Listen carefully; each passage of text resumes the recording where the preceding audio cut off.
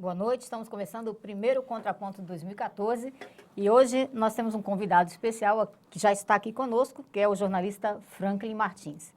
Não só jornalista, mas já foi ministro do governo Lula e é uma pessoa, né, muito atuante, participativa, né, uma militância em prol do Brasil já bem antiga. Boa noite, Franklin. Obrigado pela presença. O Contraponto é um programa, uma parceria entre o Sindicato dos Bancários e o Centro de Estudos Barão de Itararé. E a gente tem aqui para, né, debater, conversar, dialogar com o Franklin. Nós estamos com o Eduardo Guimarães. Boa noite, Edu. Boa noite, Giovânia. Boa noite, Franklin. Boa noite, Maria Inês. E a Maria Inês Nassif. Boa noite, Maria Inês. Boa noite. Obrigada pela presença. Bom, vocês já devem imaginar, a gente fez aqui, Franklin, nós anunciamos já o Contraponto e muitas perguntas já começaram a chegar e um dos grandes temas, né, dessas perguntas tem a ver com a mídia, com a comunicação, com a democratização da mídia, né, e, inclusive, acho que é um tema bastante atual, assim, esse sindicato fez 90 anos aí no ano passado e nós colocamos que 90 anos fortalecendo a democracia, porque você mesmo que lutou bastante pela democracia em nosso país, para que a gente saísse do golpe, tivesse democracia, sabe o quanto o valor da democracia, né? E a gente entende que essa democracia precisa ser fortalecida e uma das coisas para fortalecer e aprofundar a democracia é democratizar os meios de comunicação. Então, muitas das perguntas que chegaram para a gente têm a ver com esse tema, né? Dos várias pessoas, dos internautas, até nos blogs aqui do Edu, né? Também muitas perguntas sobre o assunto, né, Edu? Então, eu já pontuando para vocês que o Contraponto tem 4 blocos de 20 minutos. Os primeiros blocos a gente conta com o Edu e com a Maria Inês.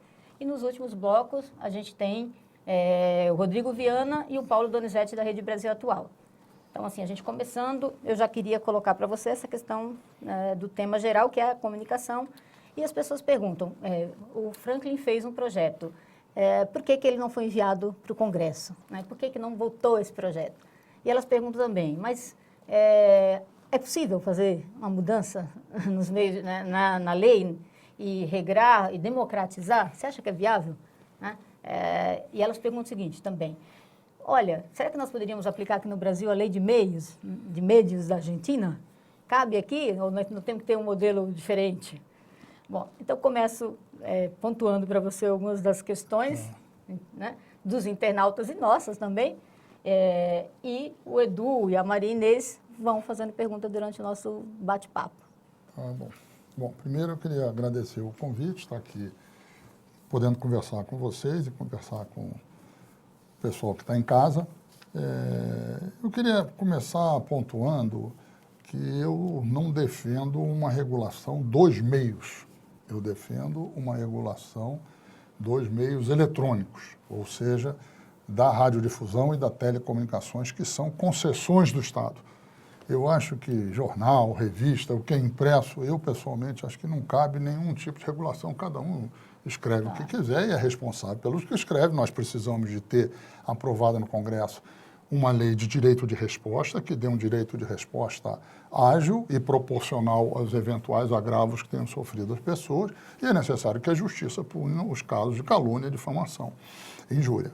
No caso, entretanto, da radiodifusão, tratam-se de concessões do Estado. Ou seja, por que um determinado grupo tem uma frequência de rádio ou uma frequência de televisão? Porque o Estado concedeu a ela o direito de explorar aquela frequência e não concedeu a outro que queria. Então, por que concedeu a um e não concedeu a outro? Todas as concessões no Brasil são objeto de regulação. Alguém imagina concessão de transporte urbano numa cidade que não tenha obrigações para os concessionários, ou companhia de aviação que não tem obrigação, ou exploração de serviços de água, de esgoto, de energia, e por aí vai. Não, toda concessão de serviço público tem obrigações que as empresas concessionárias têm de cumprir. E essa concessão quer dizer o seguinte, o governo vai ficar dizendo qual é o conteúdo que deve estar ali, que tem que fazer elogio ao governo. Não, não é. São obrigações que existem em todos os países do mundo, todos os países democráticos do mundo. Obrigações que dizem respeito, tem que ter equilíbrio, pluralidade, tem que respeitar o menor, não pode ter racismo, não pode ter preconceito, tem que respeitar a cultura local e promover a cultura local e a cultura nacional, tem que ter um compartilhamento de produção própria, de produção independente. No caso dos Estados Unidos, existe uma definição que é que não pode haver propriedade cruzada, ou seja, o mesmo grupo não pode ter, numa mesma cidade, no mesmo estado, numa mesma região, jornal, rádio e televisão, tem que optar por um dos meios. E por quê? Porque tem que ter pluralidade, tem que ter equilíbrio, tem que se impedir a concentração, porque isso é perigoso para a democracia. Então, em todos os países no Brasil é assim que funciona, né? Há uma No Brasil, nós temos uma das mídias mais concentradas do mundo. A propriedade cruzada, você tem. E temos uma das legislações de radiodifusão mais antiquadas do mundo. A nossa legislação que finge reger a radiodifusão, que é o Código Brasileiro de Telecomunicações, é de 1962. Portanto, ele tem 51 anos. Evidente que em 62 não tinha transmissão por satélite, não tinha cadeia nacional, não tinha TV a cores, não tinha opções, não tinha internet. Impresso, então, não tinha nada disso. E é evidente que os novos meios tecnológicos, os novos padrões tecnológicos, tudo que veio aparecendo, a legislação antiga não dá conta. E, no entanto, nós continuamos presos a essa legislação que, como eu digo, finge reger, porque não rege coisa nenhuma. Então, nós temos no Brasil uma das mídias mais concentradas do mundo. E nós precisamos fazer com que essa mídia se democratize.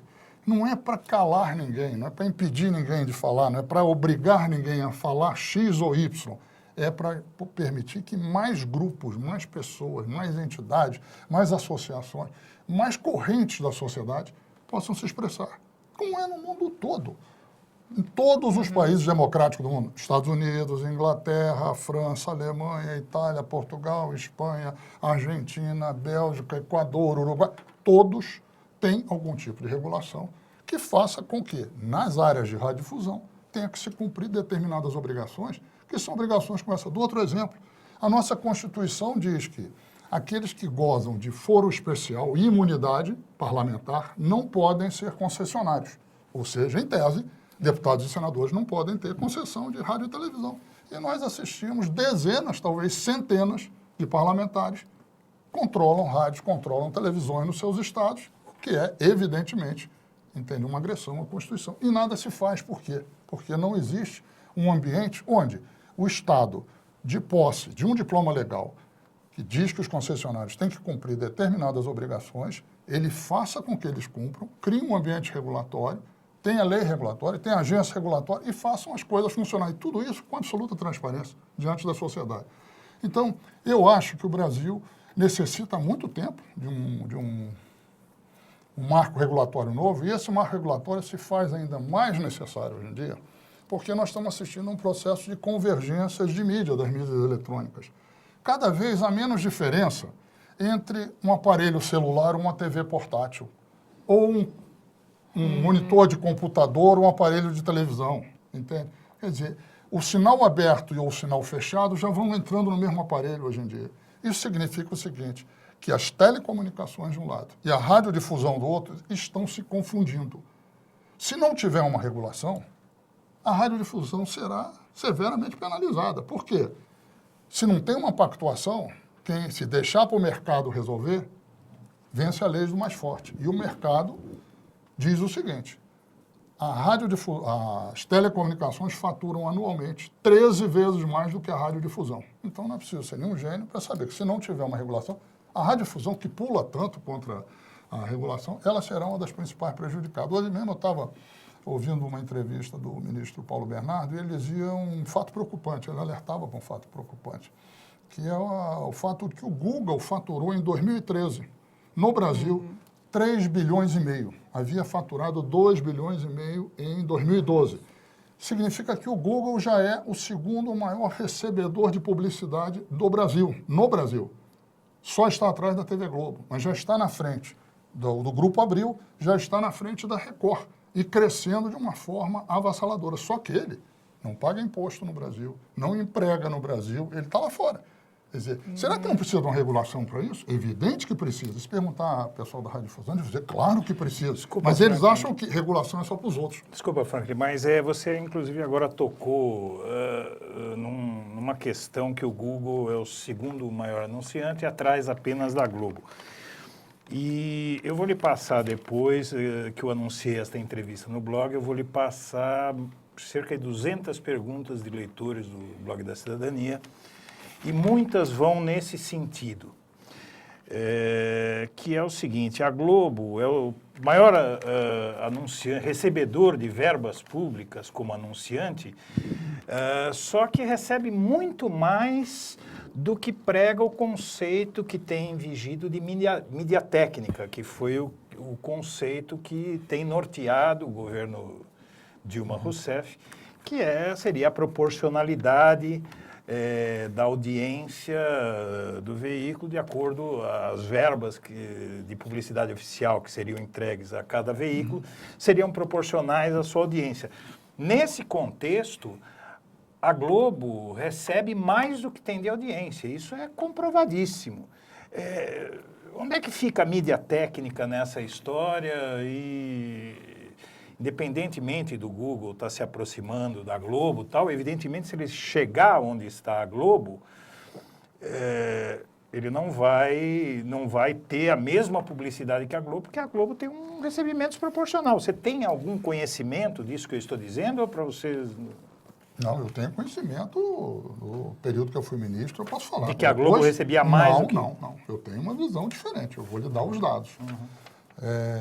Eu fui um dos responsáveis pela implantação no governo do critério da mídia técnica. Eu acho que foi um avanço extraordinário para o governo, até porque ele ajuda a balizar, a médio e longo prazo, até os anunciantes da iniciativa privada, que tendem a tomar o critério da mídia técnica como uma referência. O que é isso? Traduzindo.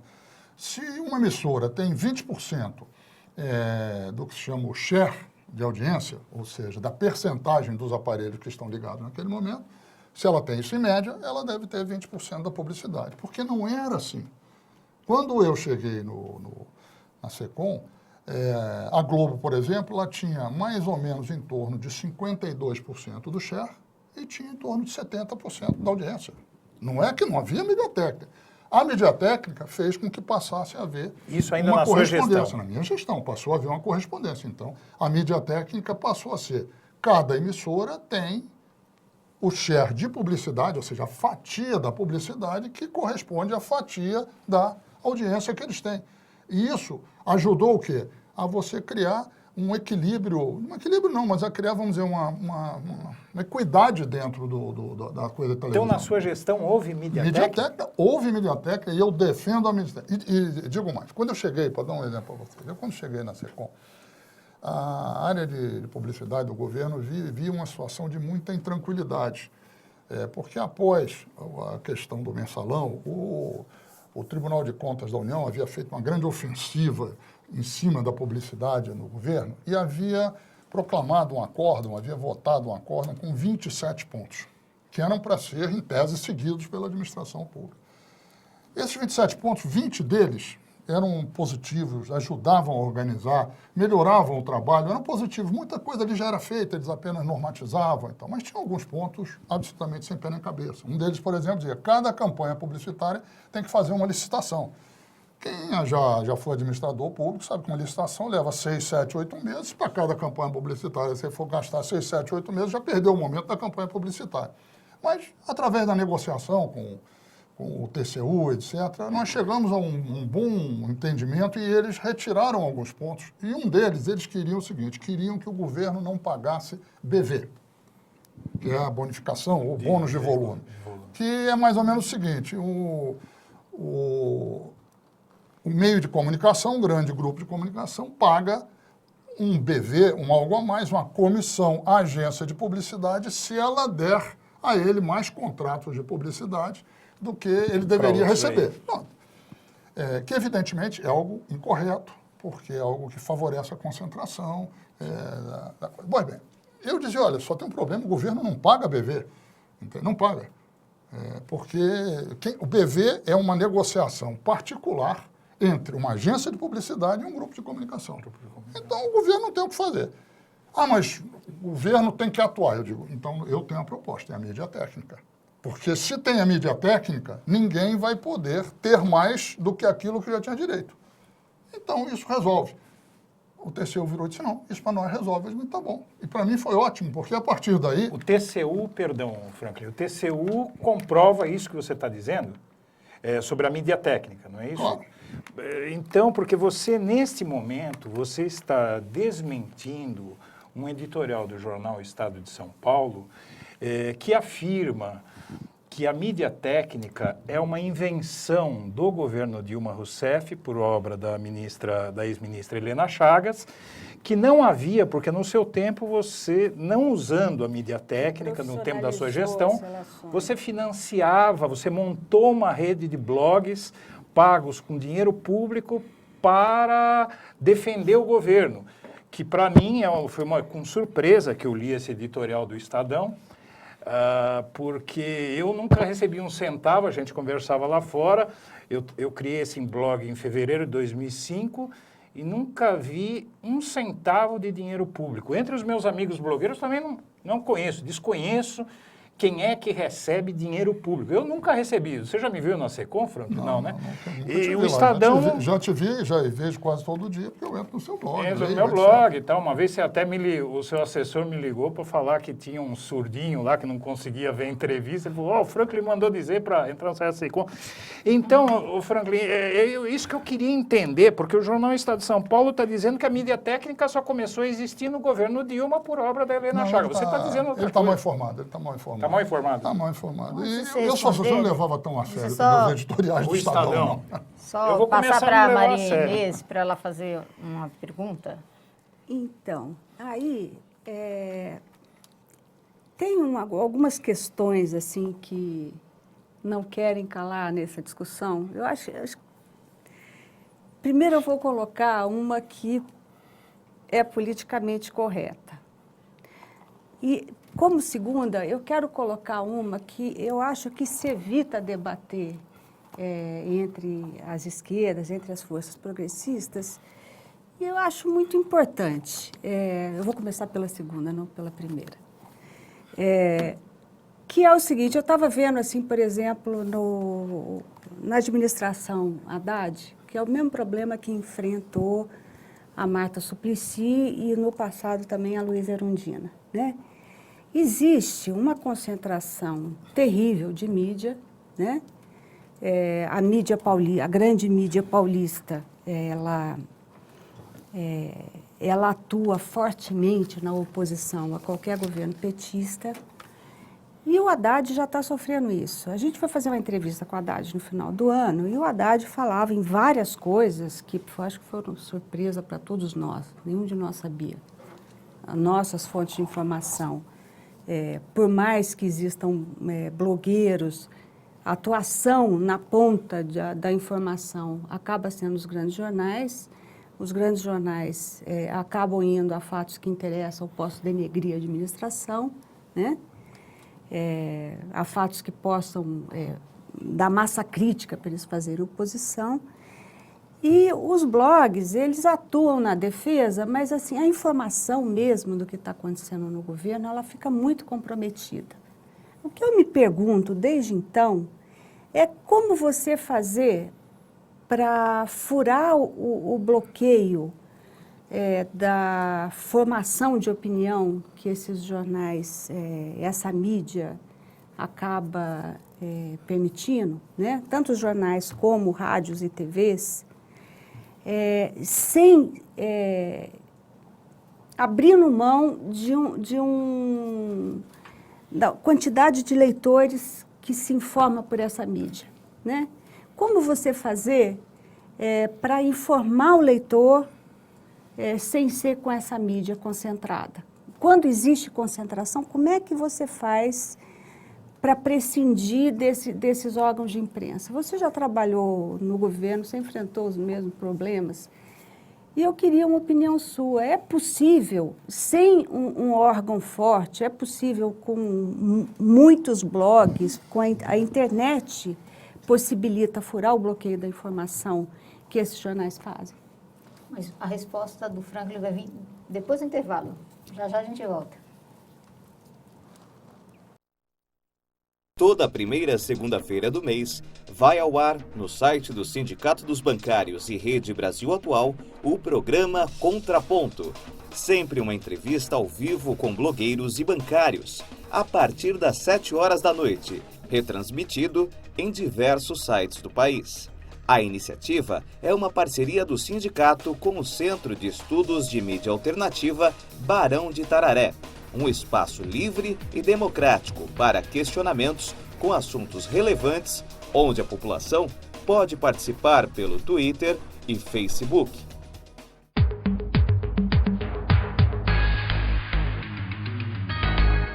Estamos de volta no Contraponto com o convidado especial, Franklin Martins. E a gente está conversando aqui sobre comunicação. A Maria Inês Nassif fez uma pergunta e agora o Franklin vai nos responder. Olha, eu acho que nós estamos... Maria Inês, eu sou muito otimista. E não sou otimista só porque eu sou visceralmente otimista, é verdade, eu sou visceralmente otimista. Mas eu acho que porque as condições concretas, a evolução das condições dos meios de comunicação nos permite ser otimista. Eu acho que nós estamos assistindo a uma revolução com a blogosfera. A uma revolução. Ou seja, aquele velho modelo de jornalismo, onde tinha um núcleo produtor, um núcleo ativo produtor de informação, e do outro lado uma massa passiva de consumidores de informação, e não havia contato entre eles, esse modelo acabou. Acabou no mundo todo, não é apenas no Brasil, não. Hoje em dia, mal uma notícia sai num jornal, num rádio, na televisão, 1, 2 horas depois ela está sendo discutida, qualificada, desqualificada, apoiada, rejeitada, aplaudida, vaiada. E esse processo, que é um processo caótico, é um processo turbulento, etc., ele começou há alguns anos e ele vem crescendo. E hoje em dia, o que aconteceu? Você tem, primeiro, pessoas individualmente, blogueiros, que começam a questionar o que os jornais, os rádios, as televisões publicam, seja para dar parabéns, seja para criticar, mas começam a qualificar aquilo. Logo, num segundo momento, começam a se formar redes, entende? Entre os blogueiros, dos leitores dos blogueiros, etc., que começam a reunir dezenas de milhares, centenas de milhares. Hoje em dia, no Brasil, me desculpe, os jornais e as televisões e os rádios mal botam alguma coisa no ar, a blogosfera está em cima. Eu costumo brincar e dizer, a blogosfera é como se fosse o grilo falante do Pinóquio. O Pinóquio mente, o grilo falante dizia, não mente, Pinóquio, pega mal, tá feio, isso vai... A blogosfera faz a mesma coisa, entende? Então, eu acho que a blogosfera, ela veio cumprindo esse papel, que é um papel de fazer o quê? De questionador do poder absoluto e da informação indiscutível que vinha da grande imprensa. Eu várias vezes encontro com blogueiros, o Eduardo deve se lembrar disso, eu digo, vocês precisam ir além de ser o grilo falante da imprensa. Vocês precisam começar a produzir informação também. Precisam ser capazes de fazer reportagem. Porque nós estamos assistindo a um processo muito curioso. De um lado, a gente vê jornais, vou pegar o exemplo da imprensa escrita, mas isso vale também para a televisão, para a rádio, de uma certa forma, menos, mas vale. Você tem o seguinte, os jornais da imprensa escrita não se aguentam mais com os custos de produção que tem. E vivendo problemas sérios, não é só no Brasil, no mundo inteiro. E no Brasil, dramaticamente também.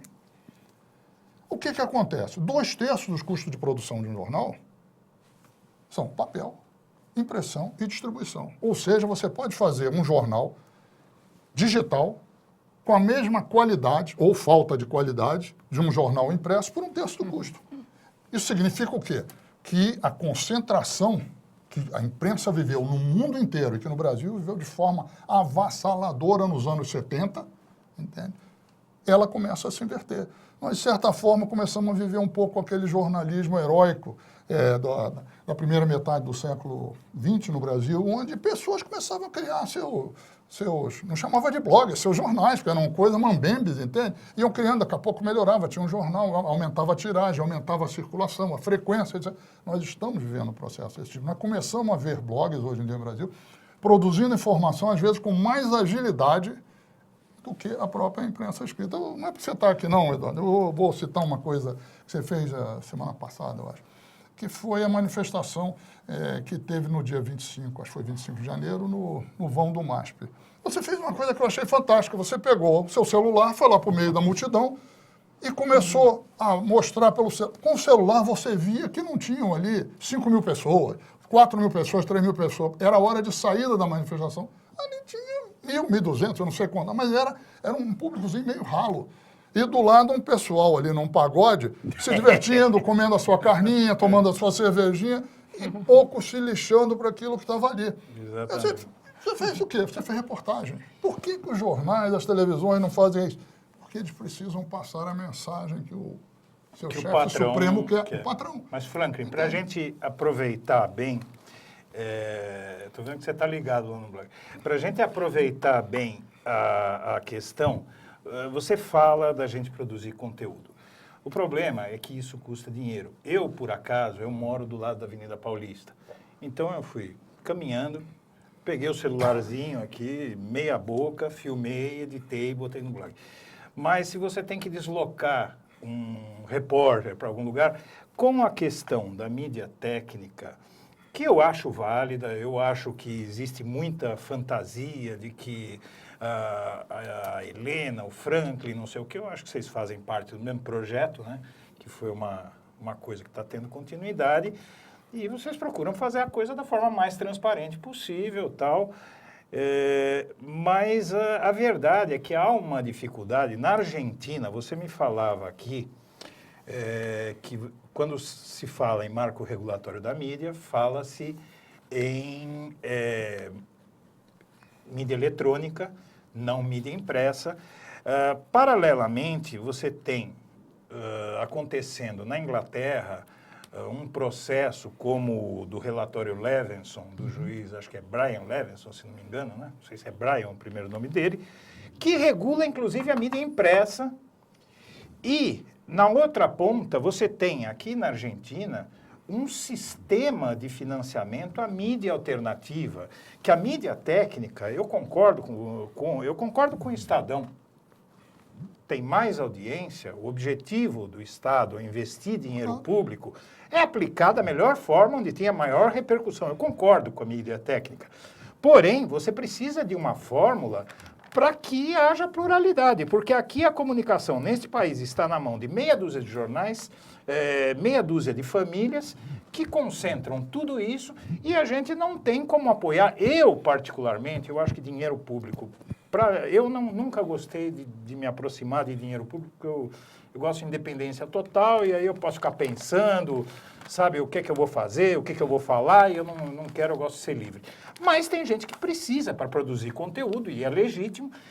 Então, é isso que eu gostaria de entender, porque a gente não tem perspectiva nenhuma aqui no Brasil de ter sequer uma regulação da mídia eletrônica, por menor que seja. O que você pode dizer sobre todas essas questões para a gente?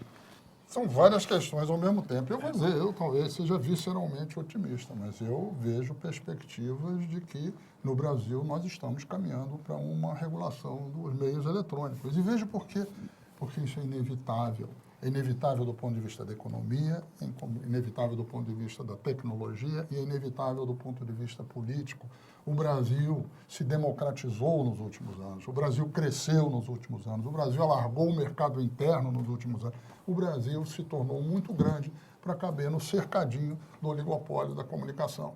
Agora, isso é uma coisa um pouco demorada. E aí eu entro no caso da Argentina. Eu costumo brincar e dizer... Muitas vezes me perguntam, o que você acha do processo na Argentina? Acho muito bom. Uma lei democrática, amplamente debatida com a sociedade, que está produzindo democratização dos meios de comunicação, tudo isso.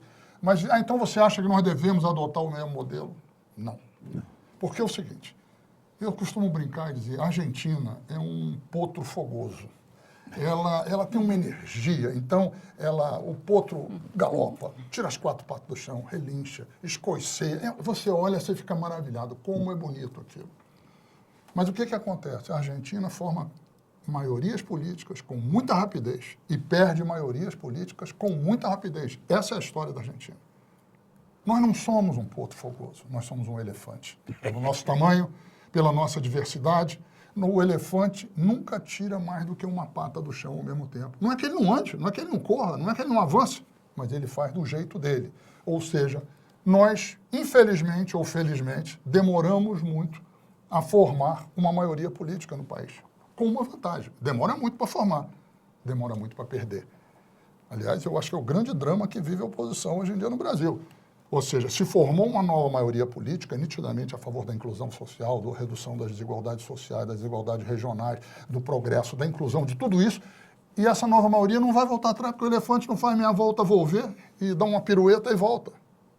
E a oposição quer voltar, ela quer falar para trás. Então, é o seguinte, o elefante, nós somos elefantes. Não dá para a gente dizer, eu tenho que ser igual a Argentina. Então, isso quer dizer, o que eu estou querendo dizer é o seguinte, nós formamos maioria política mais lentamente que a Argentina e somos mais depois estáveis nas maiorias políticas que formamos do que a Argentina, para o bem ou para o mal. Então, na questão da democratização dos meios de comunicação, não acho que nós não temos que seguir o modelo da Argentina, embora devemos aprender com ele, porque a lei deles é muito positiva e muito boa. Não tem nada de antidemocrática, não, entende? A lei deles é muito positiva, muito boa, democratiza, aumenta a oferta. Elogiada pela ONU, né? Elogiada pela ONU, não tem problema algum. Mas o projeto que você fez, você faria algum reparo? Você mudaria alguma coisa hoje? O projeto que eu deixei?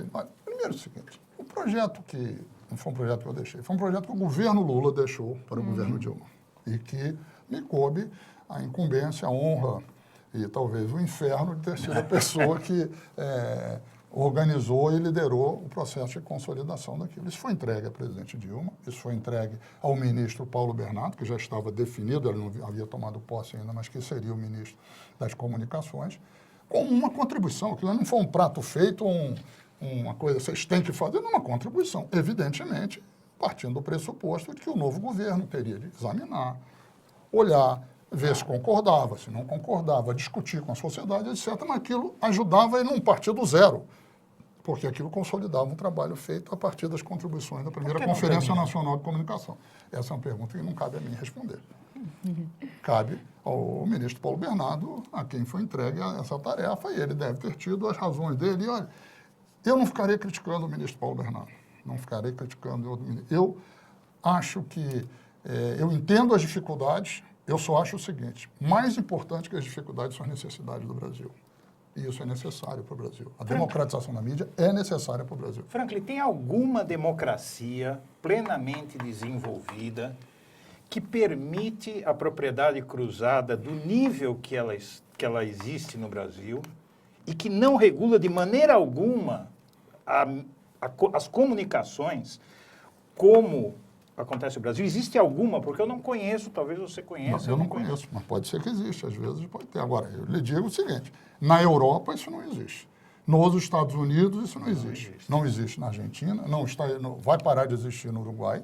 Entende? O Uruguai já aprovou uma nova lei também muito boa, aprovou na Câmara, falta aprovar no Senado, não existe no Equador. Ou seja, isso tem um debate, porque essa questão da convergência de mídia, da internet, de tudo isso, mexeu, isso é um terremoto na área das comunicações, está mexendo e obrigando a mudanças e a repactuações. No governo Lula, quando nós conversamos na Confecom, na organização da conferência, e antes de que alguns grupos de comunicação, os principais grupos de comunicação se retirassem, nós dizíamos a ele, nós queremos uma repactuação, que algo será necessário fazer, que um novo marco regulatório tem que ser construído. Nós não temos dúvida, nem vocês têm dúvida. A questão é como vamos fazer isso. Nós vamos fazer isso deixando o mercado resolver. Se o mercado resolver, naquela época eu dizia, vocês vão ser atropelados pela jamanta das empresas de telecomunicações. Hoje em dia eu diria, e também pela jamanta dos Googles da vida. Essa era a primeira hipótese. A segunda é um debate público aberto e transparente sobre o assunto, que faz com que ninguém vai ganhar inteiramente, ninguém vai perder inteiramente, mas o país vai poder discutir e avançar em cima disso. Existe uma terceira que eu acho que é a que eles investiam, que é o seguinte, o que eu sempre brincava e dizia, era a tática do rachuncho, que é o seguinte, vão sentar alguns caras das empresas de telecomunicações, alguns caras da radiodifusão, uns funcionários do governo, entre quatro paredes, acertam tudo e entregam o país. Eu dizia a eles, isso não funciona mais. O Brasil hoje é grande, não funciona mais, funcionava no passado, hoje em dia não dá certo. Tanto que uma das principais palavras de ordem gritadas em todo o país durante as manifestações de junho foram as palavras de ordem que pediam uma imprensa menos manipulada, uma imprensa menos concentrada, tudo isso. Isso hoje em dia, o que tem de diferente? essa questão da democratização dos meios de comunicação, da mídia, de modo geral, de ter mais vozes, porque não é menos, é mais voz, mais opinião, mais debate, mais informação, mais artigos, mais entretenimento, mais serviços culturais, mais videogame, é mais, o nome do jogo é mais. Que tudo isso, entende? Você, para ter tudo isso, você precisa ter uma repactuação. E eles sabem que tem que ter uma repactuação, mas ao mesmo tempo querem ver como que impedem um debate público aberto e transparente, porque eles ainda acham que interditam o debate. O que eu acho que a grande vantagem é que há 10 anos atrás, essa discussão sobre democratização dos meios de comunicação era algo travado na universidade, em setores estreitos da universidade, por algumas ONGs e alguns sindicatos de jornalistas, e ponto. Hoje em dia não, é um assunto que está aí. E é inevitável que Mas se na discuta. grande mídia não chega esse debate. Não, ela tenta resistir, mais do que isso, ela tenta interditar o debate, fazendo com que, dizendo o tempo todo que isto é uma tentativa de censura, isso é uma tentativa de atacar a liberdade da imprensa. Mas cada vez ela fala mais sozinha com isso, porque no mundo inteiro existe regulação e existe liberdade de imprensa. Mas você acha que o brasileiro Franklin, entende é o isso? seguinte, fazer a regulação da radiodifusão sem pensar nos problemas que podem ser enfrentados pela própria internet, com o seu desenvolvimento, não é um risco, não embute um risco aí de concentração também desses meios no futuro? Porque, assim, você pega a história da mídia, todo grande avanço tecnológico, ele foi inicialmente democratizante, né? Inclusive a própria imprensa. A imprensa democratizou a informação no período. A radiodifusão foi uma coisa fantástica, né? E assim, conforme o capitalismo aí foi concentrando renda, também, quer dizer, na mesma proporção, houve uma concentração imensa de poder, de poucas pessoas, né, da mídia nas mãos de poucas pessoas, né? E acontece isso também no Brasil. Eu acho que isso aí está na ordem do dia das preocupações que a gente tem com a democracia, em geral, com o futuro da democracia. A democracia e o poder econômico são coisas que vivem colidindo aí, né? Então, assim, não pensar que a internet pode ser apropriada pelo poder econômico, não ter essa referência e legislar para preservar a democracia dessa mídia, não é também uma coisa importante? Sem Tem dúvida. 2 minutos para responder antes do Tentarei. intervalo. Sem dúvida. É o seguinte, o processo todo de comunicação é sempre um processo de democratização e os monopólios e os grandes grupos entram e depois tentam dominar. Mas eu acho que esse da internet ele tem uma condição diferente, que é que ele barateia os custos de produção. O processo de concentração, de modo geral, da comunicação é porque ele elevava os custos de produção. Ele barateia os custos de produção hoje em dia. Então, eu acho que isso é uma coisa muito importante. Mas é claro que nós precisamos de legislação que dê mais segurança a isso. E por isso é que é fundamental que o Congresso aprove o Marco Civil da Internet, que se encontra lá para ser votado. Espero que vá votar agora em fevereiro, porque ele estabelece claramente a neutralidade da rede, que a grande ameaça que existe é no sentido de que os grupos de telecomunicação, se não tiver neutralidade da rede, ele decide o que entra mais caro e o que entra mais barato, em função do conteúdo. E aí ele faz a censura pela via econômica. Excluindo, né? Entende? Então, eu acho que é necessário estar atento, é necessário aprovar a legislação, mas é necessário a gente também não perder de vista uma coisa. Há uma oportunidade espetacular que não havia antes, que é a possibilidade de ter muito mais gente, não apenas tendo acesso a coisas diferentes, mas produzindo opinião, informação, debate, etc. E todas as vezes que a sociedade fez isso, ela produziu alguma coisa de novo. Eu acho que nós estamos prestes a ver isso, não só no Brasil, né? No mundo, acho que isso é muito positivo. Embora os grandes grupos vão tentar montar em cima de novo, é parte do jogo. E é parte do jogo lutar contra isso. Muito bem, nós vamos agradecer aqui a presença do Eduardo Guimarães e da Maria Inês Nassif. No próximo bloco a gente continua, mas já com outros jornalistas. Até lá. Promover uma comunicação livre com os bancários e com a sociedade sempre esteve nos princípios cidadãos do sindicato. E o programa de Web TV Contraponto, parceria entre blogueiros, o Centro de Estudo da Mídia Barão de Itararé e o sindicato, só vem reforçar essa estratégia de fortalecimento da democracia. O sindicato é vanguarda na comunicação sindical. Disponibiliza aos trabalhadores diversos veículos de comunicação, como a Folha Bancária, o site da entidade, que por meio da publicação de notícias em tempo real é utilizado como fonte de informação não só para os bancários, mas também para toda a classe trabalhadora. O sindicato promove também comunicação em rede, por meio do Twitter, YouTube e Facebook. Dentre os canais de comunicação, o sindicato mantém a TVB, TV Web dos Bancários, por meio da qual investiu em estúdio próprio, onde é produzido e gerado o Contraponto. O programa é transmitido ao vivo pelo site Rede Brasil Atual e blogs parceiros. O nome do programa, Contraponto, já diz tudo quanto à sua proposta. Pretende se contrapor aos programas de entrevistas da grande mídia, sobretudo da televisão. Receberá toda a primeira segundas-feiras de cada mês um convidado a ser entrevistado por blogueiros que promovem uma comunicação alternativa, como Luiz Carlos Azenha, do Viu Mundo, Altamiro Borges, do Barão de Itararé, Eduardo Guimarães, do blog da Cidadania, Paulo Henrique Amorim, do Conversa Afiada. Assista, participe enviando comentários e perguntas e compartilhe pelo Facebook.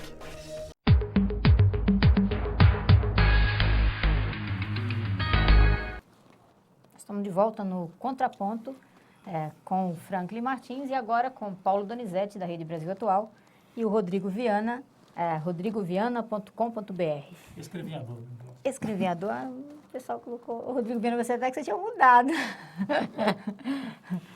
Bom, eu começo aqui com o Rodrigo. Rodrigo, pode fazer sua pergunta. Bom, Franklin, a gente tentou acompanhar ali a primeira parte da discussão, e se eu acompanhei bem, ninguém te perguntou sobre a troca na SECOM.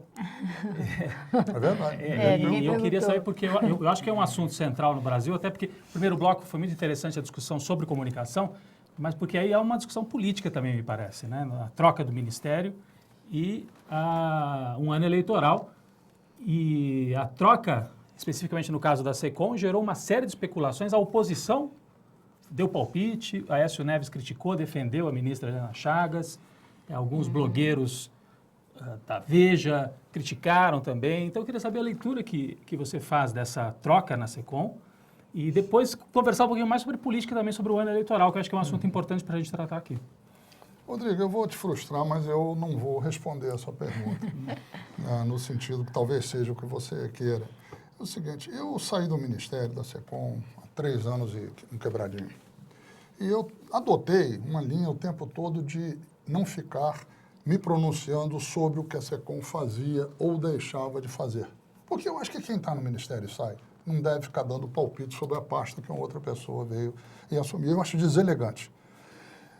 Então, eu não vou responder, porque a interpretação acabo eu ter que estar fazendo isso. Eu entendo a sua intenção, respeito, do ponto de vista jornalístico, é legítimo, mas eu me impus esse tempo todo, acho que é um silêncio respeitoso em relação ao governo, que não quer dizer que eu concorde com tudo que o governo fez, etc., na minha área, mas não, porque eu acho que o governo tem o direito de fazer o que ele acha que deve fazer.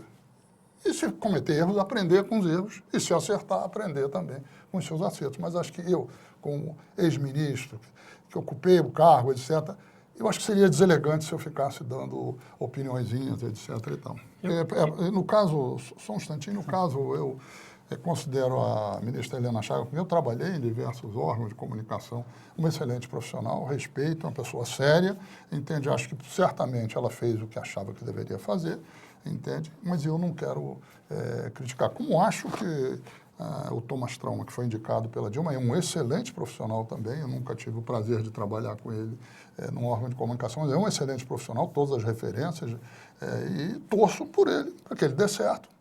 Vamos torcer para que a ministra Helena Chagas fizesse uma boa gestão na SECOM. É porque a gente percebe que essa área de comunicação é uma área sensível e na qual parece haver uma parceria grande entre os meios de comunicação mais tradicionais, se a gente for chamar assim, e a oposição política. Então, me parece que é uma área sensível, se o governo mexe, eu entendo que você não queira falar especificamente da SECOM e da ministra Helena Chagas, mas a sua leitura sobre isso, como é que vai se dar essa batalha, que é uma batalha política da eleição, vinculada à batalha, a comunicação e a política, como é que isso vai se entrelaçar nesse ano de 2014?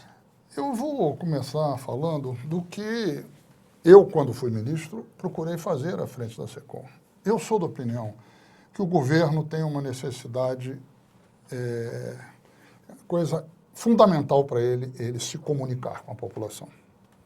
E se comunicar com a população, especialmente quando há, por parte da maioria dos órgãos de comunicação, uma oposição reiterada, sistemática, muitas vezes raivosa contra o governo, implica que o governo tenha que fazer a disputa política de modo permanente. Ou seja, não é de vez em quando, tem que fazer sempre. O presidente Lula, por exemplo, ele passou no segundo mandato a dar uma média de quase 4 entrevistas por semana. A maioria delas naquele famoso quebra-queixo, na saída dos eventos ali, os repórteres com os microfones, os gravadores, etc., se organizou, tinha um púlpitozinho de acrílico, então se organizou, tirava aquela tensão, aquela coisa que parecia que ia bater na cara do presidente, daí o nome quebra-queixo, entende? Quer dizer, se civilizou o quebra-queixo e passou a se fazer de forma regular. Para a imprensa eu acho que era muito positivo, porque ela tinha informação para o nosso de cada dia, etc. e tal, mas para o governo era importante porque o governo colocava a sua opinião, a sua versão.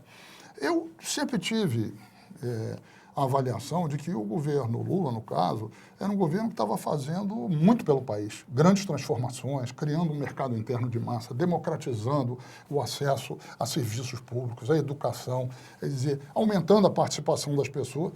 E isso eu achava que prevaleceria sobre as versões que esse ou aquele órgão de imprensa vai dar, desde que você fizesse a disputa política. E tem que entender uma coisa, não existe uma imprensa, existe uma infinidade de imprensas. Você tem os chamados jornalões, a grande imprensa, mas você tem a imprensa regional, você tem a imprensa popular, dos jornais de 50 centavos, R$1, etc. e tal. Você tem a imprensa de interior, você tem as rádios de interior. Por exemplo, eu falava daqui da questão da publicidade. Quando eu entrei na SECOM, haviam 400 rádios que recebiam publicidade. Ao final, eram cerca de 4.000. Entende? Isso era o quê? Mais gente tendo acesso, entende, ao que o governo falava, e com uma economia de custos muito grande. Entende? Então, eu acho que o governo que não faz a disputa política, ele deixa que alguém faça a mediação política entre ele e a sociedade. E isso é um equívoco. A Dilma tem feito? Eu não vou criticar o governo da Dilma. Eu só acho o seguinte, o governo precisa fazer a sua própria coisa. Eu vejo o seguinte no governo da presidente Dilma, eu acho o seguinte, eu sinto que a presidente Dilma, depois das manifestações de junho, ela passou a fazer muito mais, vamos dizer, a disputa política, cobrar e tal. E nisso não tem... Levou uma chacoalhada ao governo. Isso foi positivo. Mas aqui entre nós, se você pegar o governo Lula, no primeiro mandato, o governo Lula até 2005 também ficava ali, só a partir do final de 2005 ele começou a entender, assim, ou eu faço a disputa política, ou eu estou de joelho diante de adversários que usam, entende, a questão da mediação política para me... Então, eu acho que o governo tem que fazer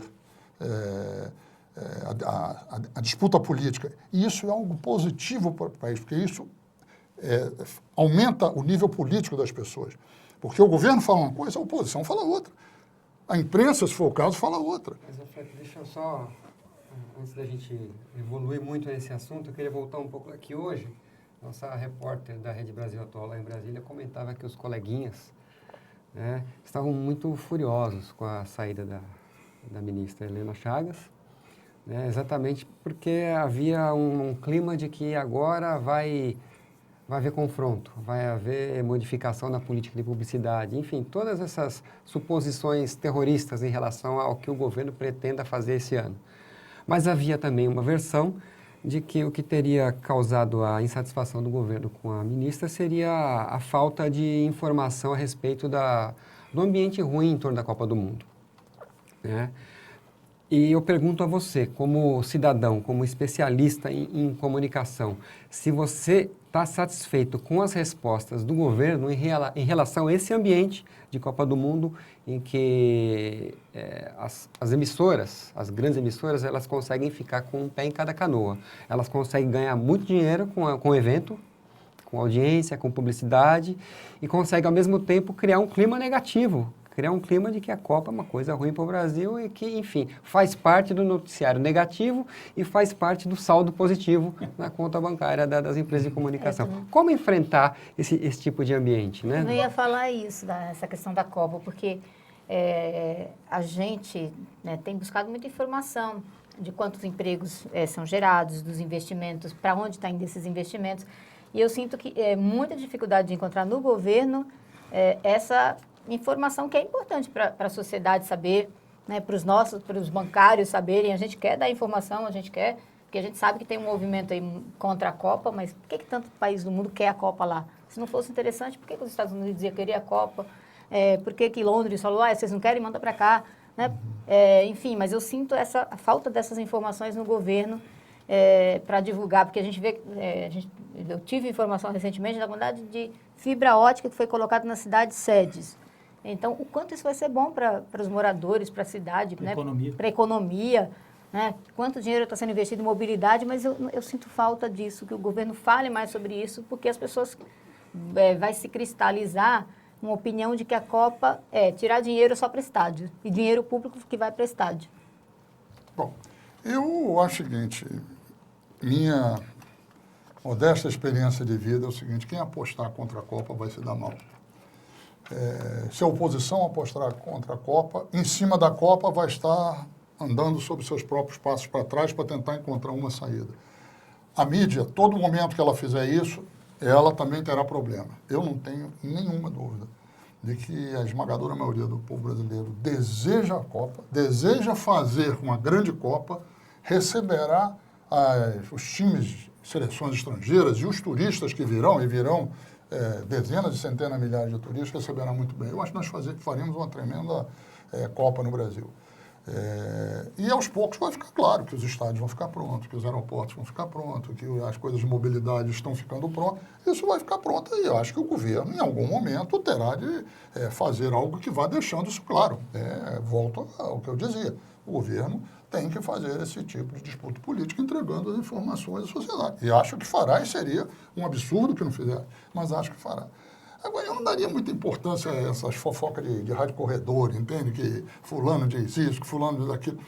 Jornalista, se tiver 3 jornalistas, os 3 jornalistas têm que sair juntos do lugar na mesma hora, porque se deixar 2, esses 2 vão falar mal do um que saiu, entende?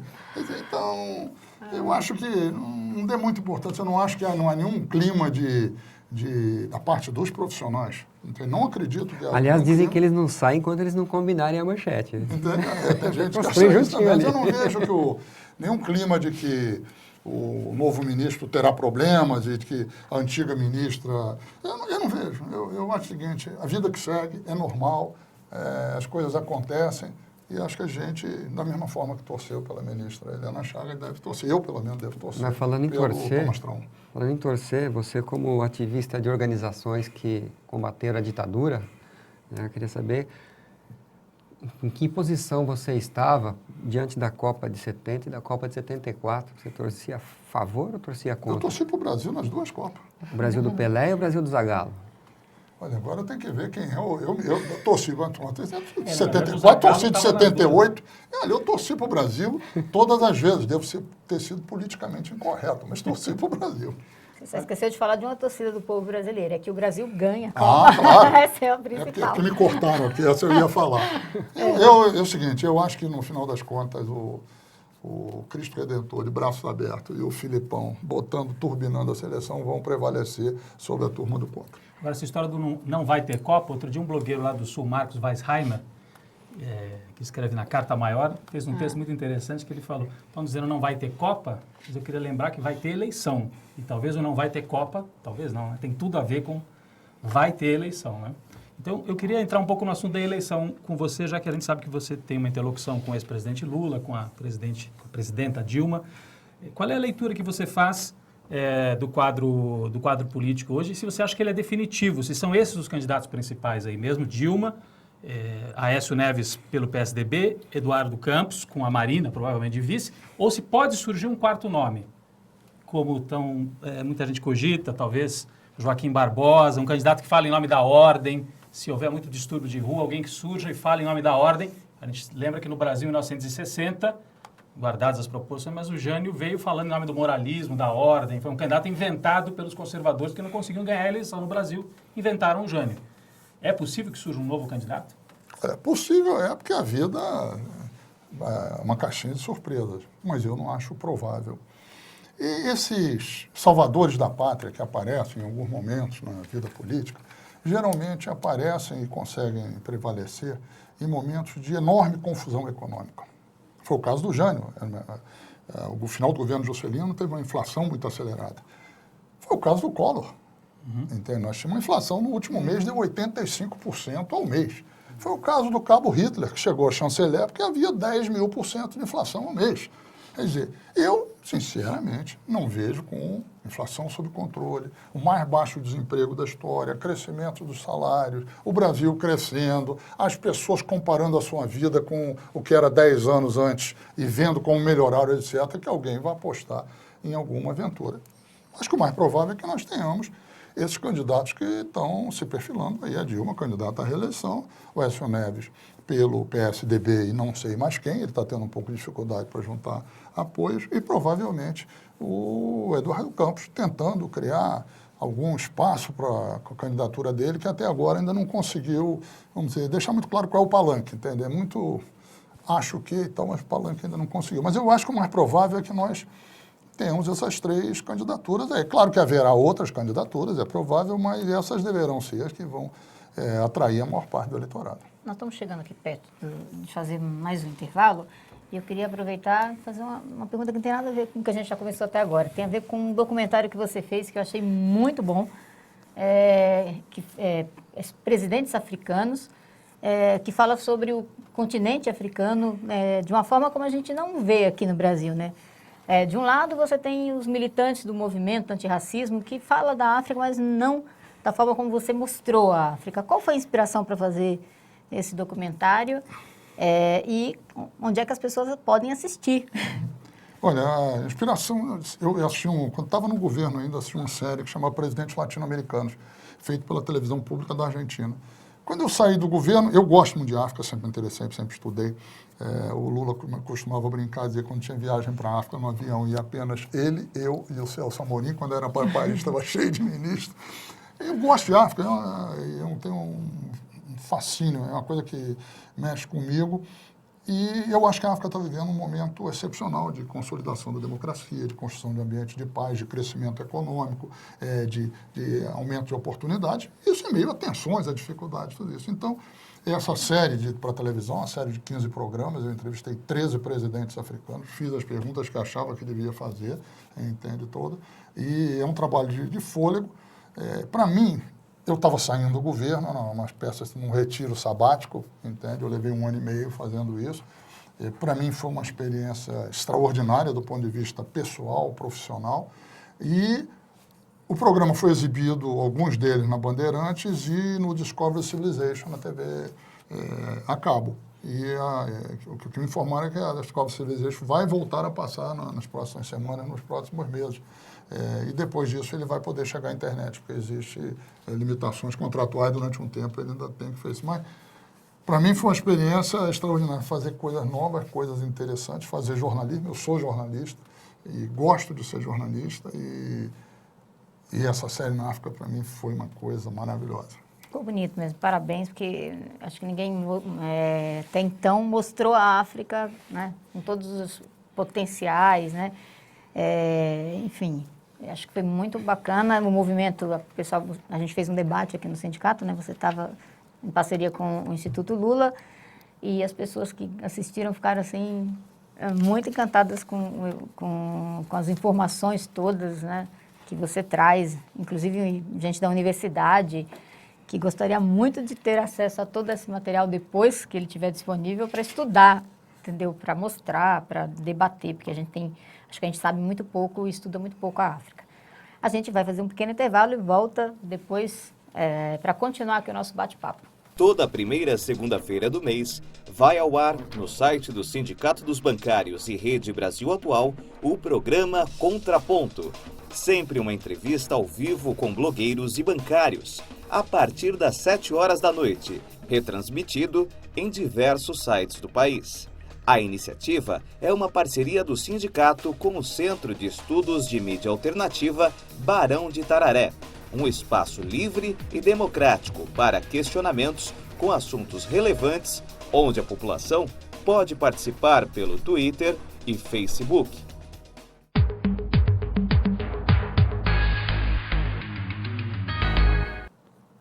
Estamos de volta no Contraponto e no último bloco. Então, vamos aproveitar bastante para tirar as informações aqui do Franklin e responder aí as questões que os internautas já devem ter colocado para você, Rodrigo, para a Rede Brasil Atual, né?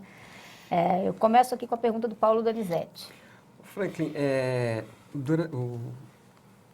houve um processo longo de debate entre vários atores da sociedade, jornalistas, comunicadores, empresas, parlamentares, para discutir o projeto do Marco Civil da Internet. Né? Acho que foi uma construção exemplar, digamos assim, de um mecanismo de regulação, de legislação. Ele avançou, foi construído um consenso, houve um recuo, aí chegou um ambiente de agora vai, e agora ele está parado de novo. Né? O que impede, né, o Marco Civil de ser votado nos moldes em que ele foi construído, né, com liberdade de expressão, né, com garantia de que o usuário não vai ser cobrado por conteúdos diferentes que ele acessar. Né?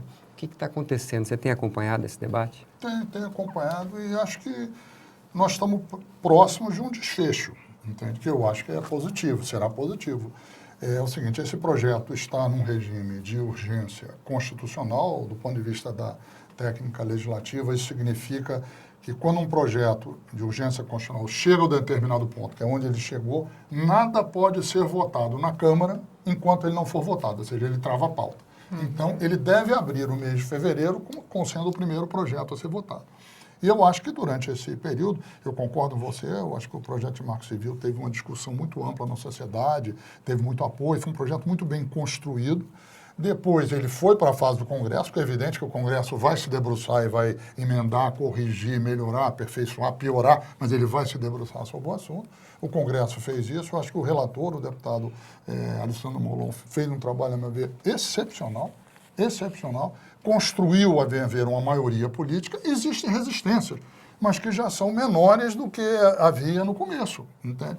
Vamos ver o que vai acontecer. Eu acredito que o projeto será aprovado. Isso quer dizer que o projeto vai ser aprovado tal qual eu gostaria? Não. Provavelmente haverá concessões aqui e ali que eu preferia que não tivesse. Mas eu acho que elas são irrelevantes no conjunto, porque o que é mais importante, primeiro, a neutralidade da rede, que é exatamente isso, que as companhias proprietárias da internet, do cabo, da rede, não tenham condição de dizer o que entra primeiro, o que entra depois, o que entra num preço mais barato, num preço, ou seja, é tudo igual para todo mundo. Segundo, a liberdade. Terceiro, a privacidade, ou seja, que os seus dados não possam ser usados pela companhia, entende, para fins comerciais ou outros, e que só possam ser usados pelo Estado, em alguns casos específicos, da mesma forma que um grampo telefônico, entende? Só pode ser usado se tiver autorização judicial. O projeto, de modo geral, a meu ver, se for votado tal qual ele estava ao final do ano, eu acho que o projeto é um avanço extraordinário, e é assim que ele está sendo entendido no mundo. Entende? Nesse sentido, ele é melhor do que muitas legislações no mundo em relação à internet. Muito melhor, muito mais muito moderno. Mais avançado. Ele não é uma legislação detalhista, eu acho até que é um mérito dele. Ele é uma espécie de uma carta de princípios, mas acho que os princípios que ele estabelece criam condições para que a internet siga sendo um espaço de liberdade, tenha neutralidade e, portanto, não tenha elementos de censura econômica ou e que a privacidade das pessoas seja respeitada. Eu queria saber se você vai, se já está confirmado, você vai mesmo coordenar a parte de comunicação, ou mais do que isso, na campanha de reeleição da presidente Dilma, e que se você espera uma campanha muito virulenta, voltando a esse tema da comunicação, não sei se você acompanhou aí no começo do ano o episódio da Luísa Trajano com aquele comentarista do Manhattan Connection, que aliás acho que gosta muito de você, né, aquele rapaz? Não sei, nós não temos relações. Não tem. Mas, enfim, não sei se você acompanhou aquele debate. Acompanhei. E se o debate vier envenenado desse jeito, que parece que em muitos casos isso vai se impor, que tipo de campanha que vai ser essa? Olha, primeiro é o seguinte, eu acho que ainda é cedo para a gente estar falando de campanha propriamente dita. Eu entendo que os candidatos de oposição, tanto o Aécio quanto o Eduardo, que são relativamente pouco conhecidos no país como um todo, tentem antecipar ao máximo para se tornar conhecidos. É legítimo, é um direito deles, e que os amigos deles também tentem isso, inclusive na imprensa. Eu entendo, isso é legítimo. Mas eu acho que do ponto de vista do país, não é bom antecipar a campanha.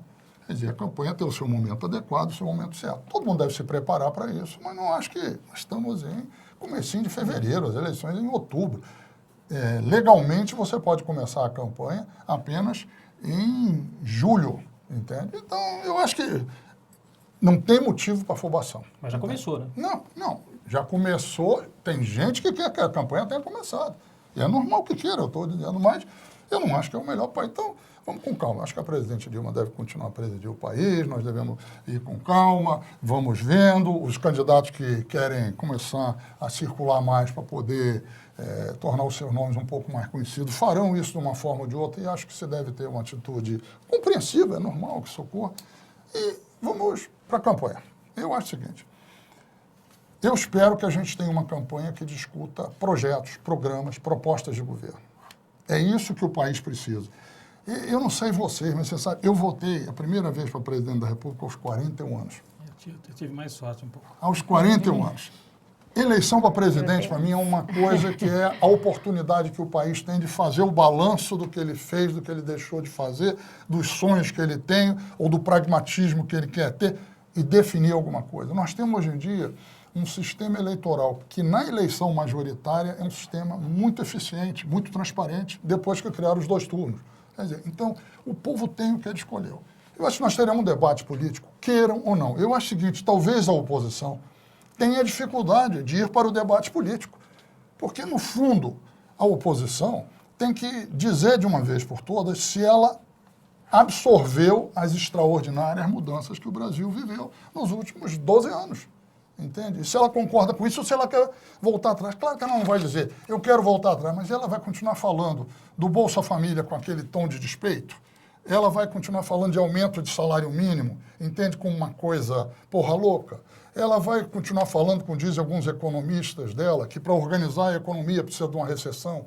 Ela vai continuar falando, e tem Estado demais no Brasil, nós precisamos de um Estado mínimo. Ela vai continuar falando que é isso de política externa independente, nós precisamos nos submeter aos Estados Unidos, que tem que ser assim mesmo. Ou ela vai fazer isso, se eu fazer isso eu não ganho a eleição. Então talvez ela possa tentar outra coisa, mas eu acho que esse debate acabará se impondo, pegar as histórias das últimas eleições, e não são só as que foram vencidas pelo Lula e pela Dilma, não. Foram vencidas antes. As grandes questões prevaleceram no debate.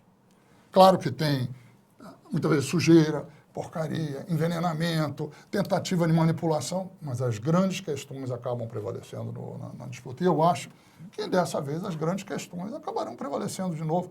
Eu acho que o Brasil passou por mudanças extraordinárias e tem que mudar muito mais.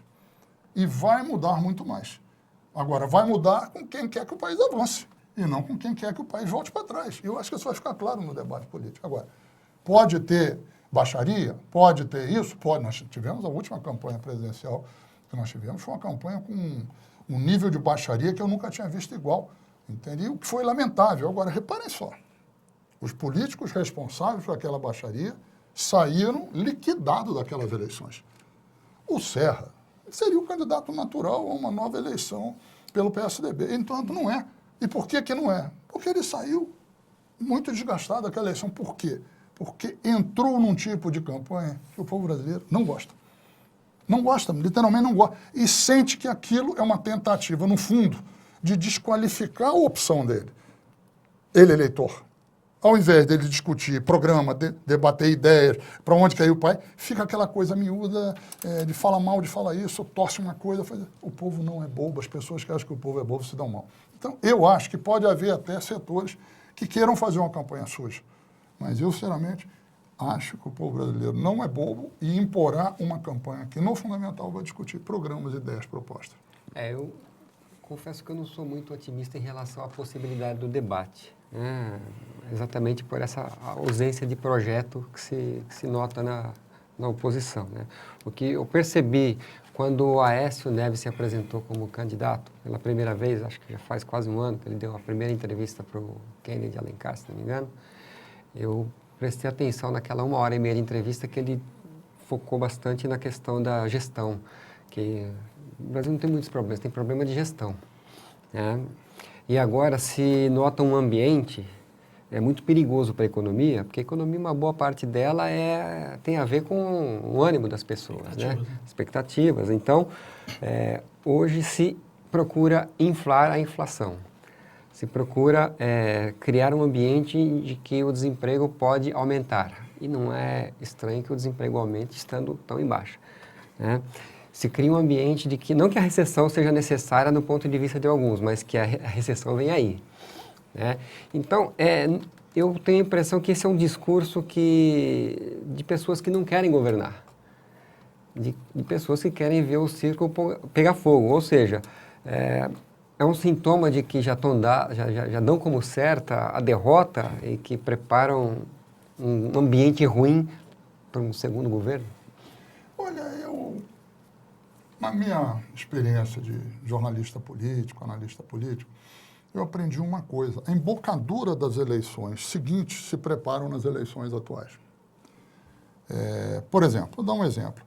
O Lula foi ganhar as eleições de 2002, embora tenha perdido de 98, porque nas eleições de 98 ele fez um enfrentamento sobre alguns fundamentos políticos da política econômica do Fernando Henrique, e quando veio a desvalorização do real, o Fernando Henrique desabou e o Lula passou a fazer parte do jogo não de protesto, o jogo de construção de um programa novo, etc. Então, eu acho que essas eleições são sempre preparadas. Por que o Serra não está hoje? Porque ele preparou um terreno para ele tão ruim que ele não conseguiu voltar. Eu acho que o Eduardo Campos e o Aécio estão fazendo? Estão disputando a atual eleição, mas de certa forma eles também querem preparar o terreno para a próxima. Eu só acho o seguinte, em algum momento pode bater bom senso nos candidatos da oposição, de que se te partir para uma política de arrasa quarteirão, de negação e de passar a ideia, eu sou do contra, eles estão preparando uma eleição para 2018 em piores condições.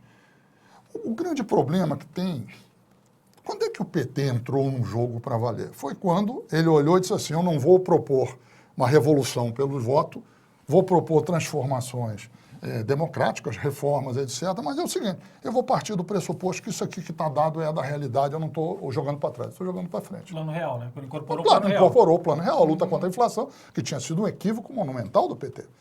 Então, eu acho que agora é o seguinte, precisa que a nossa oposição diga, olha, a inclusão social, a redução das desigualdades sociais e regionais, as transformações, a criação do mercado interno, a multiplicação de oportunidades, tudo isso é um dado da realidade. Vamos falar para frente. Na hora que eles fizerem isso, eles voltarão para o jogo. Eu vou dar um exemplo a vocês, é o seguinte. A criação do mercado interno de massas nos Estados Unidos tem dois grandes momentos. A Guerra da Secessão e o New Deal. Na Guerra da Secessão, quando acabou a Guerra da Secessão, nas 11 eleições seguintes de presidente, o Partido Republicano elegeu 9 presidentes e o Democrata só 2. E o Partido Republicano era o partido que tinha lutado pela abolição dos escravos, na verdade, pelo capitalismo que se criou em função daquilo, etc. Pois bem, e o Partido Democrata ficou falando com nostalgia para o sul escravocrata e sumiu do mapa. Depois, no New Deal, ao contrário, o Partido Democrata se reciclou, foi falar para a classe operária do Nordeste dos Estados Unidos, conseguiu construir as suas bases, etc. Veio, construiu o mercado interno de massa, ganhou as 5 eleições seguintes. E deu vazão para os direitos civis. Então, repara só o seguinte, quem fica preso no passado e não aceita que o mundo andou, que fica falando para trás, tem dificuldade de construir proposta. A oposição tem uma oportunidade nessa eleição de construir propostas para frente, mas ela tem que aceitar o seguinte, que foram anos de grandes transformações e de transformações muito positivas, que o país melhorou, que o povo melhorou, que nós somos um país hoje em dia muito mais respeitado, ao invés de ficar no ien de como é que pega, porque a Dilma foi num restaurante em Lisboa, coisas ridículas. que só passam o quê? Má vontade. Aí não é mais fácil para o Eduardo Campos fazer esse papel do que para o Aécio Neves? Porque o Eduardo Campos esteve no governo Lula, ele pode dizer, eu tive lá, participei, reconheço os lados positivos, mas eu acho que, como ele diz, né, dá para fazer mais. Me parece que ele está, até pelos dados da realidade, melhor preparado para fazer esse discurso do que o Aécio, que tem como assessores econômicos a turma que fala que tem que ter recessão no Brasil. O Eduardo também tem. O Eduardo também tem como aliados pessoas muito conservadoras, digamos assim. Então não é esse problema. Eu acho que os dois têm inteligência para fazer isso. Mas os dois têm problema. Porque os dois têm vínculo com setores sociais e políticos, entende? Que não querem admitir que esses 12 anos foram anos de grandes transformações positivas para o Brasil. No fundo é o seguinte, a mídia e a oposição vêm servindo ao eleitorado delas, ou ao eleitorado delas, uma dose diária de fel, ressentimento e raiva. É difícil, de repente, chegar e dizer assim, o mundo mudou, está muito melhor, vamos todos ser felizes, é difícil. Trocar o ressentimento e a raiva, entende, pela proposta positiva, é muito difícil, que eu digo o PT, que custou tanto para fazer isso lá atrás. Eu acho que eles estão custando a fazer isso. Conseguirão nessa eleição? Não sei. Gostaria muito que conseguissem, digo, porque isso ajudaria a desintoxicar o país e ajudaria o país a se encontrar consigo, gastar menos energia em coisa boba e ter mais energia para grandes construções. Mas depende da competência política e da capacidade de liderança de algumas pessoas da oposição, que nós vamos ver se tem ou não tem. Deixa eu perguntar uma coisa. Em relação a... você falou muito das mudanças, de reconhecer todos esses avanços que o Brasil teve, de inclusão, de distribuição de renda, de crescimento, enfim, né, emprego. A gente vê assim, uma mudança no tratamento da imprensa internacional em relação ao Brasil, né? Mais recentemente, né? A imagem do Brasil, né? O que fala do Brasil mais recentemente. E aí, a minha pergunta é o seguinte, isso tem a ver, a imprensa estrangeira falava muito bem do Brasil, enquanto que a imprensa nacional, a grande imprensa, falava mal e as coisas acontecendo, e esses avanços todos acontecendo, mas ela quase não divulgava, ou divulgava quando era obrigatório, não podia esconder o número, né? E agora a gente vê a imprensa estrangeira falando, criticando, né?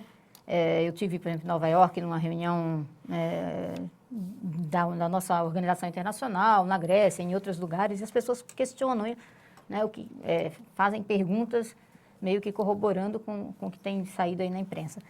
Isto é porque o Brasil cresceu e hoje é visto como um concorrente? Né? Você pode dizer isso? O Brasil é a sexta potência, caminhando para ser a quinta, e, portanto, você deixa de olhar o Brasil como, né, café com leite, como aquela coisa... bater com luva de pelica para bater com luva de boxe? Será que é isso que está acontecendo? Eu acho que hoje em dia houve uma fase assim de despertar atenção, um certo, vamos dizer, o que é isso, curiosidade, etc. E hoje em dia é uma coisa o seguinte, também vamos com calma, que primeiro não é essa Brastemp toda, entende? Segundo, isso também fere nossos interesses, entende? Repara só o seguinte, a questão do pré-sal, por exemplo, entende? Quer dizer, isso, às vezes a gente esquece a intensidade da disputa que existe em torno de uma riqueza dessa natureza, porque o Brasil disse, não, eu vou explorar num modelo diferente do anterior, porque eu tenho que explorar num modelo que deixa a maior parte dos recursos dentro do Brasil, sob controle do Estado brasileiro, etc. Evidentemente que isso gera problemas, entende? Quando se reduz a taxa de juros, ou seja, se reduz aquilo que o Delfim Neto chamava do último peru com farofa do planeta, entende? Evidentemente, a pessoa que se serviu do peru com farofa, entende? Ficam incomodadas, entende? Mas isso também tem um processo de disputa que acho que tem a ver também com as nossas elites internas, entende? Porque elas alimentam um pouco esse tipo de questão.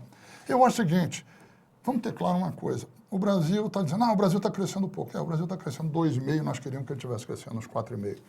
Mas a China estava crescendo 12%, está crescendo 7,5%, ela está crescendo 60% do que ele cresceu. Nós estamos no meio de uma crise, entende, que já dura 6 anos, entende, uma crise gravíssima, e o Brasil, entende, não capotou.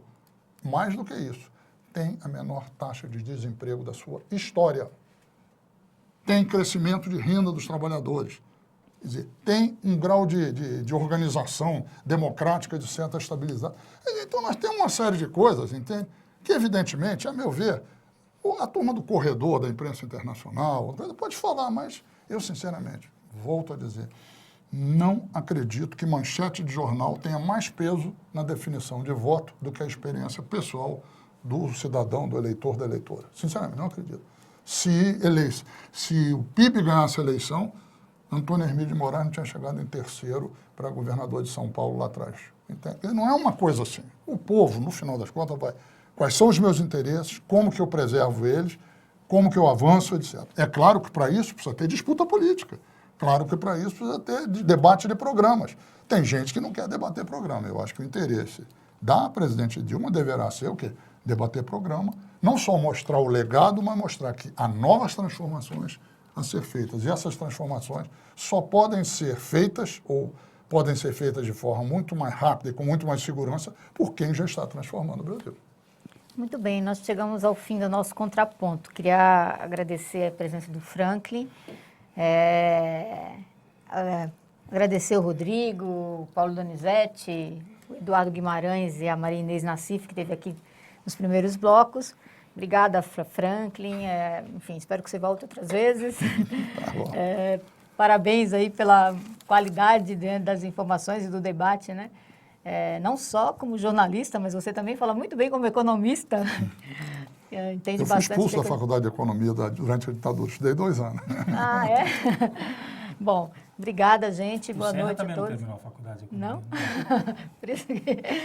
Mas a qualidade do debate do Franklin é bem melhor, né? Assim, sobre economia. Gente, boa noite a todos e até o próximo Contraponto. Um grande abraço. Obrigada. Eu que agradeço.